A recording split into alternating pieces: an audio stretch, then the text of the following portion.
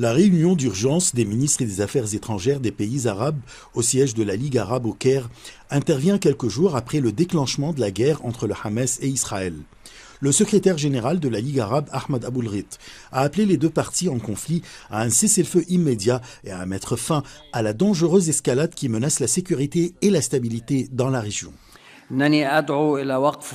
J'appelle à un cessez-le-feu immédiat et à la fin de cette escalade dangereuse afin que nous ne glissions pas vers une situation plus dangereuse. L'escalade actuelle entre le Hamas et les Israéliens est sans précédent par sa gravité et ses effets. Il existe de sérieuses possibilités de voir la situation se détériorer et d'élargir la portée des affrontements. Ce sont des possibilités qui, je l'espère, ne se réaliseront pas, car elles pourraient plonger l'ensemble de la région dans une situation inconnue de tous. J'attends avec impatience le jour où tout le monde en Palestine et en Israël, dans les deux États de Palestine et d'Israël, jouira de la sécurité, de la dignité et de la liberté des deux États.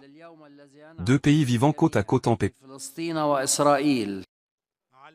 Pour sa part, Riyad el-Maliki, ministre palestinien des Affaires étrangères, a exprimé les dangers réels auxquels la population de Gaza est exposée, l'aggravation de la scène du conflit, les répercussions dévastatrices de la guerre sur sa population et a demandé une action arabe urgente pour mettre fin immédiatement à l'agression et répondre aux besoins de la population de la bande de Gaza.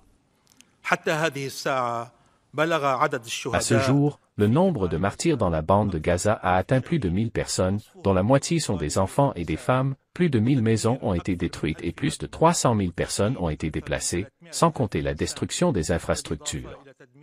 Écoles, mosquées, bureaux gouvernementaux, banques et usines.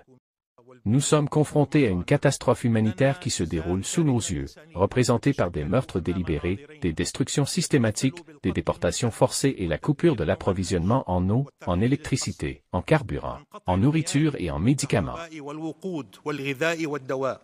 Les ministres arabes des Affaires étrangères ont appelé toutes les parties à faire preuve de retenue, à mettre en garde contre les répercussions humanitaires et sécuritaires catastrophiques de l'expansion de l'escalade et à travailler avec la communauté internationale pour lancer des actions urgentes et efficaces pour parvenir à mettre en œuvre le droit international et réaliser la paix juste et globale dans la région.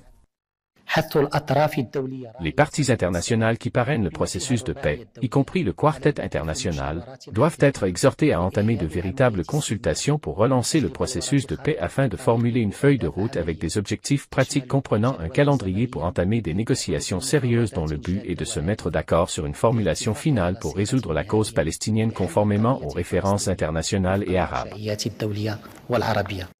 Les responsables arabes ont également dénoncé le siège de Gaza par Israël suite à l'attaque choc du groupe palestinien Hamas contre Israël, exigeant que l'aide soit immédiatement autorisée à entrer dans l'enclave sous blocus. Israël a imposé un siège complet à la bande de Gaza, coupant l'approvisionnement en eau, nourriture, électricité et autres fournitures essentielles après l'attaque massive du Hamas qui a fait des centaines de morts des deux côtés. Réunis en urgence au siège de la Ligue arabe au Caire, les ministres arabes des Affaires étrangères ont appelé à l'arrêt immédiat des affrontements militaires dans les territoires occupés et à Gaza et la reprise des négociations de paix entre Israéliens et Palestiniens. Achraf Massoud pour CGT1 français, Le Caire, Égypte.